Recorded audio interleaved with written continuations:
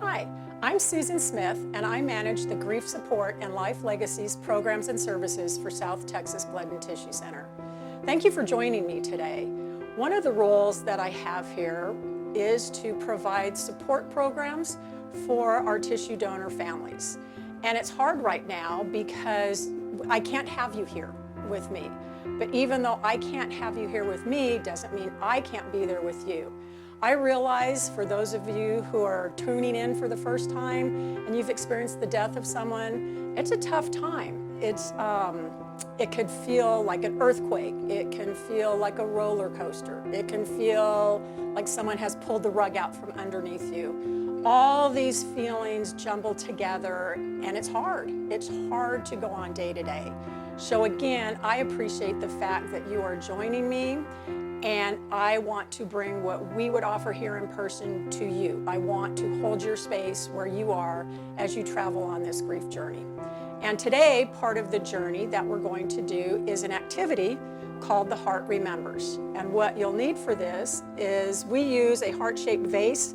Doesn't have to be a heart, but it does help to have a top, and actually a top that fits. If you could see, I can't put this on the right way or it would fall inside, and then it was a lot of grief for me to get it out the first time. But you'll notice as we move through this activity, depending on what you put in the vase, it helps to have a top on it so it doesn't spill out. But we talk a lot about our heart and what happens to our heart when we're grieving. And so with this activity, we take an empty heart, because sometimes that is how our heart feels after a death has happened. And then we fill it with different things. For today's activity, we have pom-poms, we have pieces of glass that represent tears, we'll have little wooden hearts, we have sand. You can use whatever you'd like to fill in your vase, and it doesn't have to be a heart-shaped vase. It can be any type of vase. It still represents the vessel that our heart is and the memories and or feelings that we have about our loved ones or about their death. And as you can see, I have some of the supplies laid out.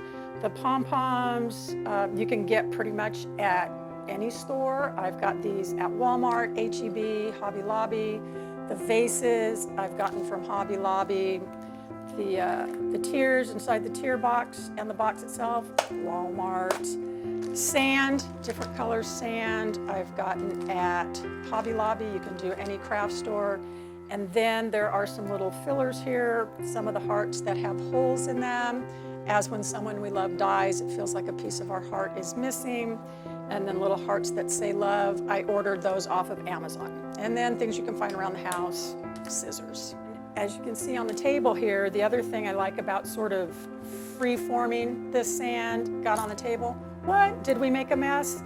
Yep, grief is messy. It's not neat, so it's okay. And then bonus on this, if you have more than one color sand on the table, you can also make a sand picture on the table. You can take your pipe cleaner, or not paper clip, and write messages to your loved one. Keep going, sky's the limit.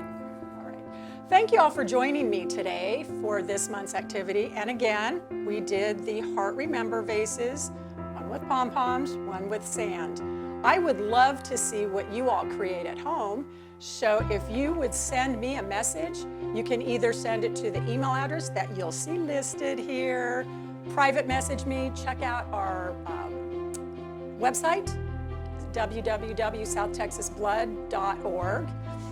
And until next time, again, I'm Susan, and even though you can't be with me, please know that I'm holding you in my heart. Thanks.